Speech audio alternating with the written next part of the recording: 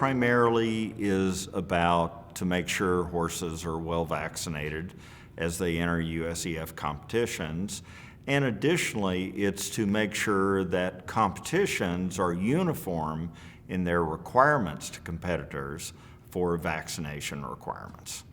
The reason to put the rule in place is primarily to make sure there's uniformity. What you don't want to do as a horse show competitor is to find out the horse show you went to last week had a requirement for 3-month vaccinations. The horse show you're going to this week has one for 2-month vaccinations, and the one you go to the week after has 6 months. So there was no uniformity. So that's one of the major intents of this rule. And then the other is just to make sure that our horses are well vaccinated and it's a biosecure environment that they're going to show in.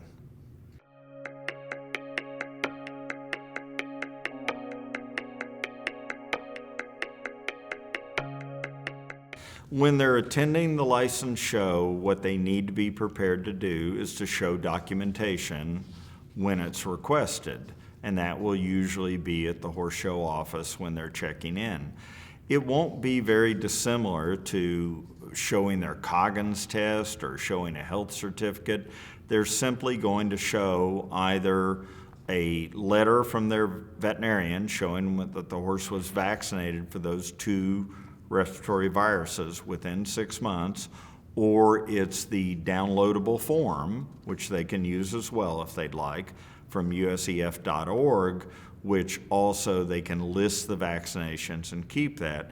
It is important to remember that they will need to be done and documented within 6 months prior to the competition.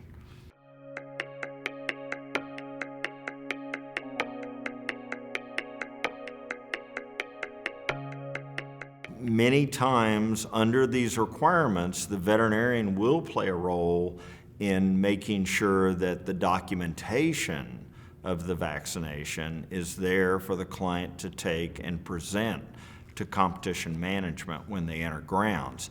That will probably be the most common thing that they will be asked, and they need to be sure they know the requirements, which are very simple, just stating that the horse has been vaccinated appropriately for influenza and rhinopneumonitis or herpes within 6 months of entering the USEF competition grounds.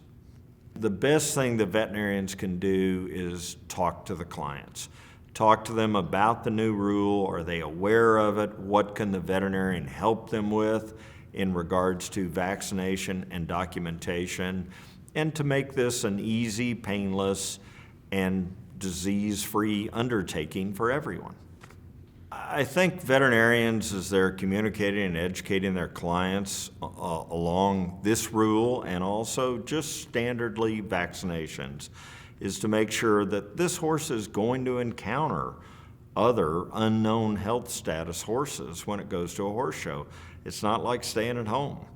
When they do that, they need to make sure that 2 of the more commonly encountered respiratory viruses are appropriately vaccinated for.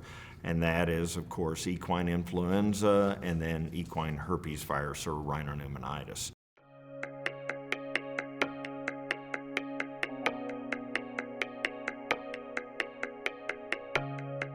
If the horse owners, competitors, choose to vaccinate their horses themselves, that's fine. The rule provides for that. They need a receipt of the vaccine purchase, and they need documentation, which is included on the vials, of the name of the vaccine and what it protects against and the batch number. That serves as proof when they did that, and then they can bring that documentation, and that serves the same as writing it in the form or the letter from the veterinarian. The important thing about this rule change is what it's doing is making sure we're protecting a fairly well vaccinated population of horses, but we're ensuring that that's the case. And then we are making sure there's uniformity among competitions, which makes life easy for the competitors. this should be the same as presenting any other piece of paper. So we're extremely hopeful that this is going to be a successful rule implementation, and we're hopeful that we're going to keep the horses happy and certainly healthy.